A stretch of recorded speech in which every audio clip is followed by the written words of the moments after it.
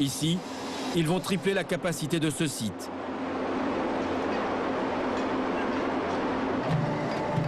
À la Mecque, ils participent aux travaux d'agrandissement de la mosquée qui entoure la Kaaba.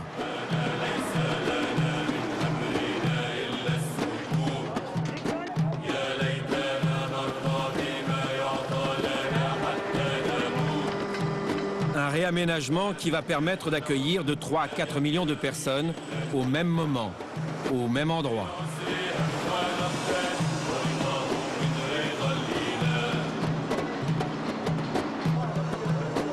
Ce bâtiment qui domine la Kaaba, c'est le palais royal. Il va être détruit et reconstruit plus loin. Sur les hauteurs de la ville, où l'on gagne chaque jour du terrain sur les collines qui ceinturent la Mecque.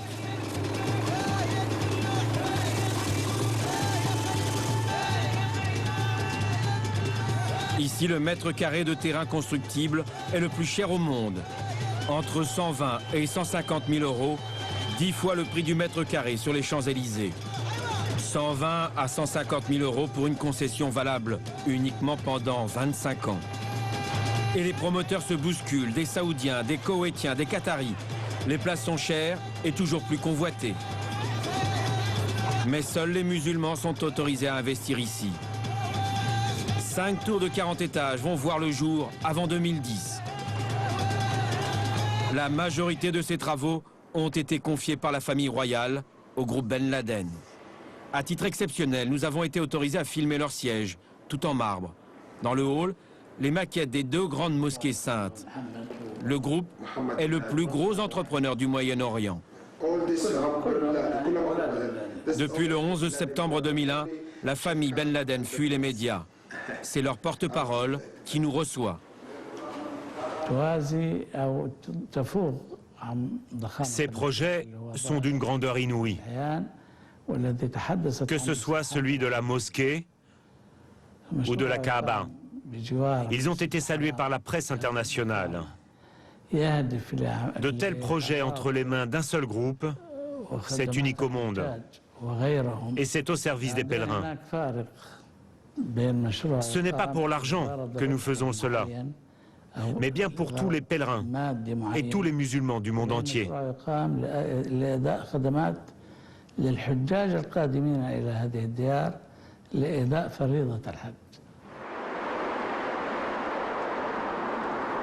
Le développement de la Mecque est indissociable des Ben Laden.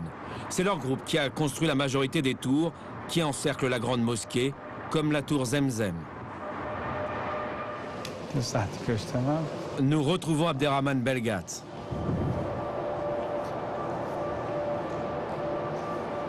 Cette entrée majestueuse, on dirait, ça nous donne cette métaphore d'un château avec le pan qui se lève, et nous accédons dans quelques secondes au cœur de la maison de Dieu. C'est fabuleux. Grâce à lui, nous pénétrons avec une caméra dans le périmètre sacré. Sur votre gauche, vous avez le Hilton, l'Intercontinental. Okay. Un peu plus loin, sur la droite, nous avons le Méridien. C'est devenu un peu un Disneyland. Oui, enfin, un peu, sans être trop péjoratif, mais c'est quand même le cœur névralgique de la Mecque aujourd'hui. Donc ici, ce qu'il faut bien comprendre, plus on est proche de la Mecque, et comme je vous l'ai dit tout à l'heure, le prix du mètre carré n'a plus de l'or. Il n'y a pas de notion de prix ici. On est prêt à tout pour venir se recueillir. Donc c'est un business éternel. Plus encore que le pétrole? Oh, certainement. On considère que le pétrole a une durée de vie peut-être de 50, 60, 80 ans.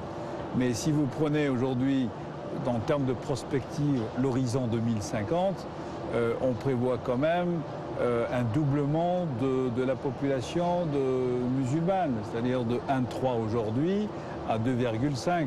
On fait les calculs, hein. Si on veut s'investir dans ce business, on a tout à gagner.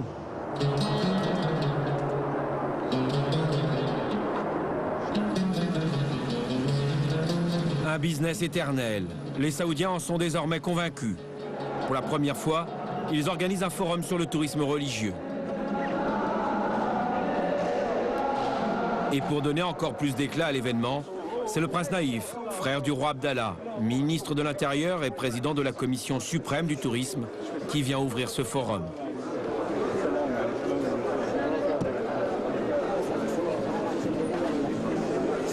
C'est important ce type de visite. C'est tout simplement la reconnaissance que le tourisme religieux est devenu non pas important ou utile, mais qui est devenu essentiel à la vie économique, sociale du royaume. C'est un événement majeur. Ce n'est plus une métamorphose, c'est une véritable révolution culturelle.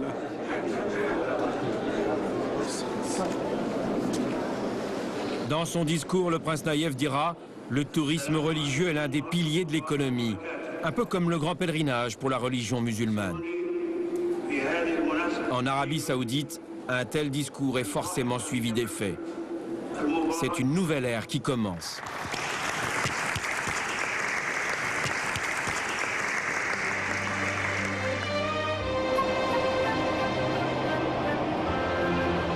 À côté de la Mecque, les autorités vont lancer un projet tout aussi gigantesque.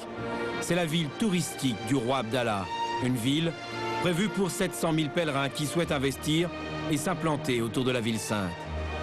20 milliards d'euros d'investissement. Les autorités saoudiennes ne veulent pas s'arrêter là.